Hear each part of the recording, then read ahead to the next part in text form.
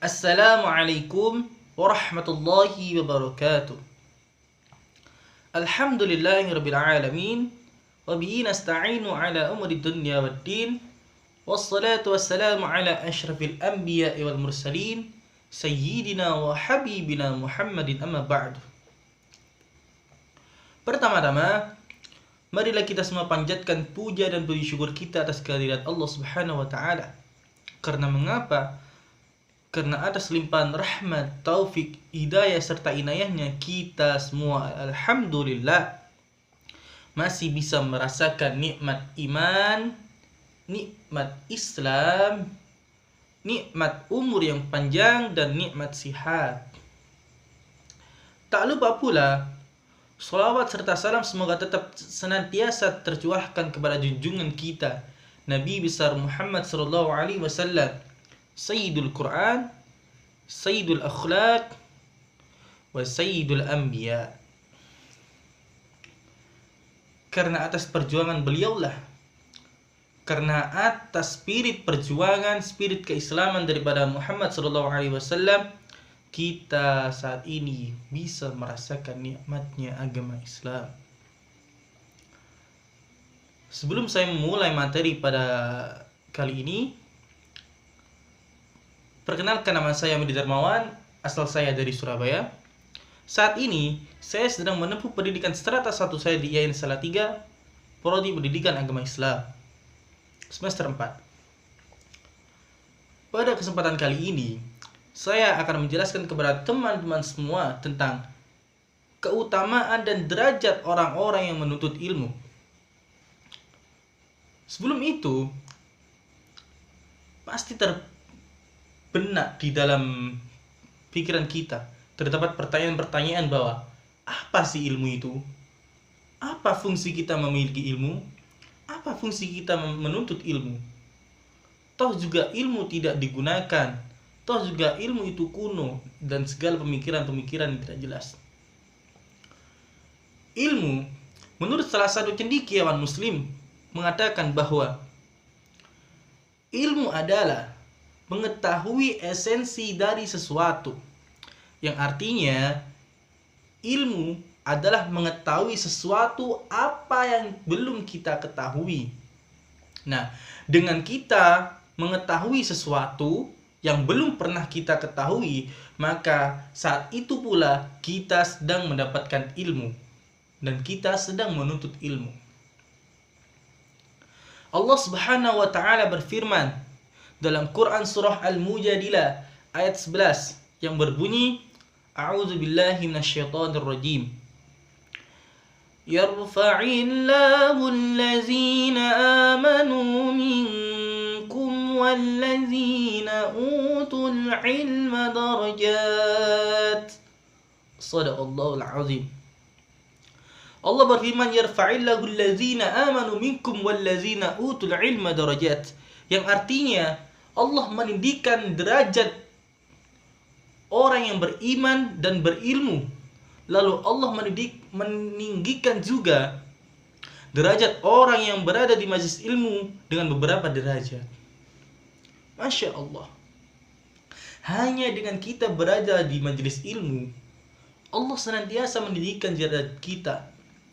Bahkan di salah satu hadis Nabi Muhammad SAW yang artinya bahwa orang yang berangkat menuntut ilmu itu ikan-ikan mendoakan dia, burung-burung yang bertebaran mendoakan dia, dan bahkan orang yang menuntut ilmu itu ketika dia berjalan di atas sayap malaikat.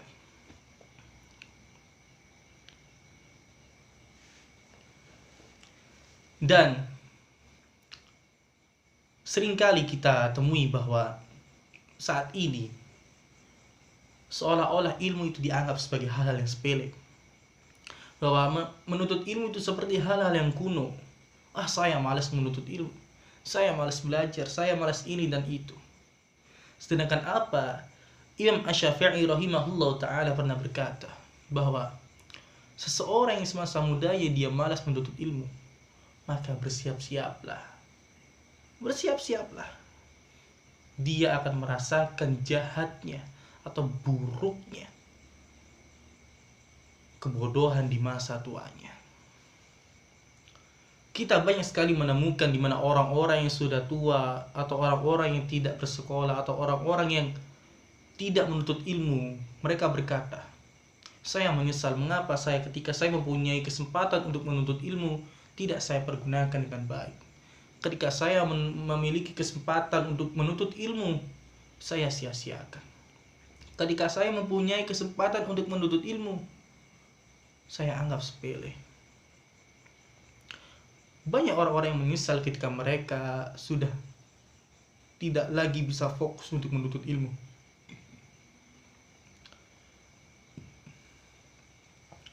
Bahkan pepatah dahulu mengatakan bahwa menuntut ilmu di kala kecil itu bagaikan mengukir di atas batu. Sedangkan menuntut ilmu di kala tua bagaikan mengukir di atas air.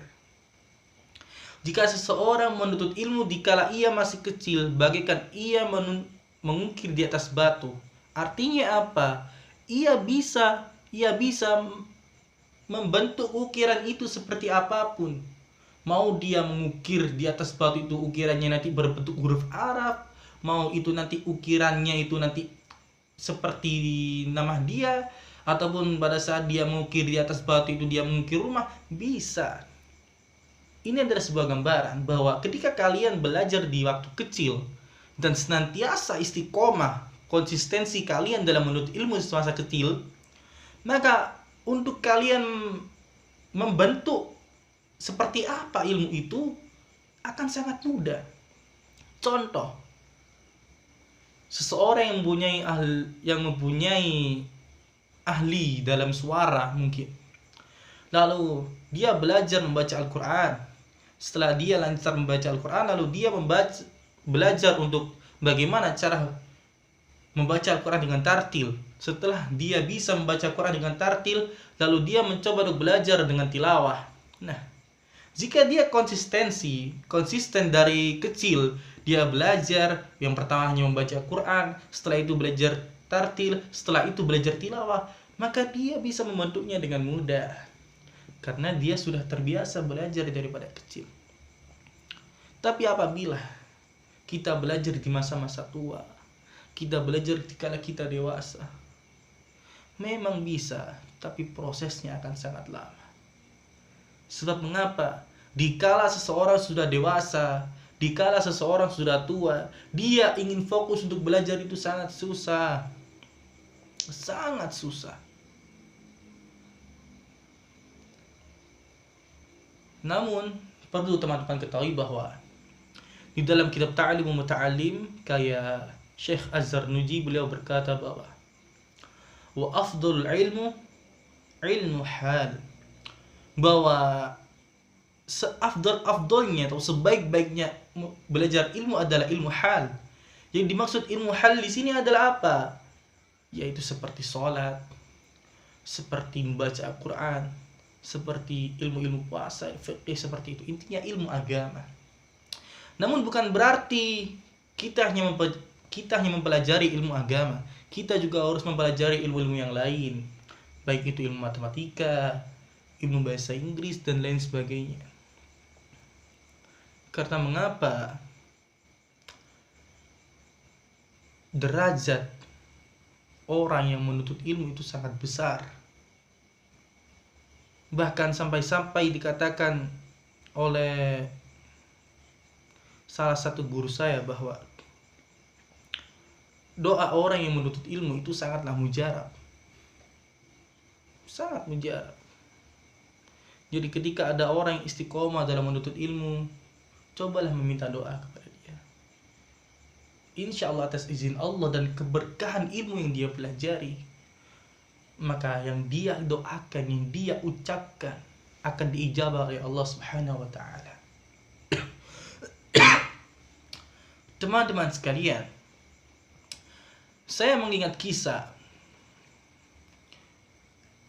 bagaimana Imam Syafi'i ketika beliau selesai menuntut ilmu, beliau pulang kepada orang tuanya, beliau hendak pulang menemui ibundanya. Ketika beliau pulang menemui ibundanya, beliau membawa banyak sekali oleh-oleh. Beliau banyak sekali bawa oleh-oleh. Lalu beliau mengetuk pintu rumah ibunya. Tok tok tok. Assalamualaikum ya Ummi. Siapa engkau?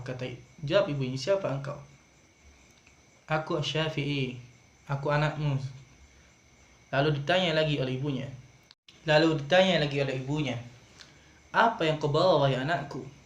Lalu Imam Syafi'i menjawab, aku membawa banyak oleh-oleh untukmu wahai ibu. Nah, seketika itu ibu Imam Syafi'i tidak senang atau tidak bangga. Di mana-mana seharusnya jika seorang anak yang dari perantauan pulang membawa oleh-oleh, maka orang tua akan senang. Namun ini tidak. Jawaban ibu Imam Syafi'i seperti ini. Pulanglah nak, kembalilah engkau. Kembalilah. Jika kau tidak membawa ilmu. Seketika itu Imam Syafi'i kembali. Imam Syafi'i meninggalkan semua oleh-oleh tersebut dan beliau kembali dengan membawa kitab karya beliau. Lalu beliau kembali mengetuk, Assalamualaikum ya ibu. Lalu dijawab, Waalaikumsalam. Apa yang kau bawa wahai anakku? Lalu Imam Syafi'i menjawab, aku membawa kitab-kitab karyaku wahai ibu. Seketika itu ibu Imam Syafi'i pun membuka pintu dan memperbolehkan Imam Syafi'i untuk kembali pulang. Ini menandakan bahwa sangat penting sekali, sangat tinggi sekali derajat orang-orang yang menuntut ilmu dan berilmu. Jadi teman-teman semua, jangan pernah malas menuntut ilmu, khususnya untuk diri saya sendiri. Mungkin ini saja dari saya. Semoga apa yang saya sampaikan bisa bermanfaat, khususnya untuk diri saya sendiri. Wabillahi taufiq wal hidayah. Waridha wa inayah. Assalamualaikum warahmatullahi ta'ala wabarakatuh.